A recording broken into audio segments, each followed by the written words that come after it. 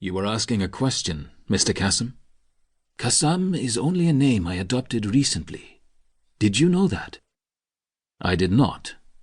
Does it have a particular meaning? Why, yes, agreed Faisal. I'm sure it does to someone. Fallon struggled to hold on to his calm, collected demeanor. It did no good to snap at a creature who didn't even remember its own age. It was not only ineffective, but could also prove deadly. It had already been an impressive feat to have Faisal risk the journey into Scenaria from his secluded country manor. If Fallon's memory served him correctly, it was an estate surrounded by great gabled gates and quiet, dark woods. No one visited vampires often, especially the old ones like Faisal. Fallon felt Kira's glare on his face like a laser. Her upper lip curled just enough to reveal her sharp canines.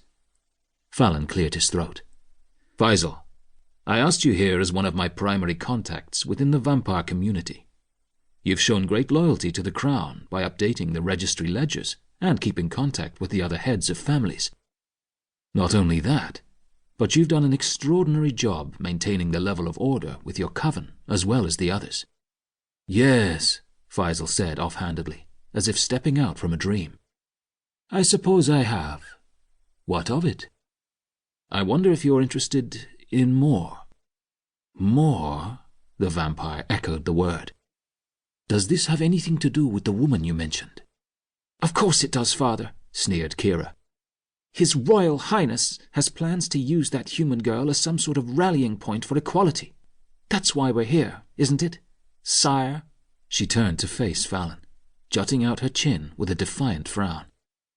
Do you think she is thanking her lucky stars because she has such a strong and noble man publicly defending her honor? No, wait, she couldn't possibly know what you've planned for her. She's sitting in the bowels of the Temple of the Chimera. Kira, interrupted Faisal thoughtfully, would you go to the carriage house and check on our horses? There's a good girl. Kira left Fallon's private office without question, although she slammed the door and could be heard cursing Fallon's name as she stormed down the hall.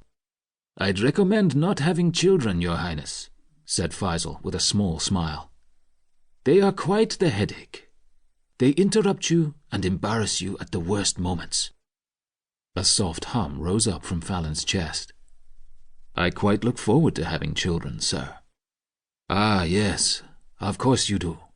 Faisal nodded. Well, I wish you luck in that endeavor. He began to get up from his chair, and Fallon rose to his feet. Mr. Kassam, we haven't really discussed the reason why I asked you here. Faisal turned to him in surprise. We haven't? No, said Fallon, straining now to keep his temper. His hands slipped into his pockets, making fists of frustration. That is indeed strange, Your Highness. I thought my daughter made our thoughts on the matter quite clear. The answer is no. He smiled at Fallon, guileless and handsome. Have a good evening, sire. He gave a polite nod and strolled out of the room, having no qualms about breaking protocol by turning his back on a member of the royal family. One of Fallon's personal guards stepped into the office while the other stood watch. Is he coming back, Your Highness? No, Halen. Fallon slumped into the chair behind his desk. I don't believe he is. That went swimmingly, Cedric remarked from the corner. He blended in with the background until he looked like just another fixture in the room. He was only there to ensure things didn't get out of hand, and he hadn't spoken a single word the entire time the vampires were there. They hadn't said a word to him either. He ran his fingers through his sandy hair and approached Fallon's desk, taking the seat that Faisal had been sitting in. If I'd known how short their visit was going to be, I would have stayed upstairs to wait on you. Fallon growled under his breath and shook his head. It was completely pointless. Weeks of planning went into this meeting, and it lasted all of 25 minutes. How am I supposed to make progress when I can't even make them listen to reason?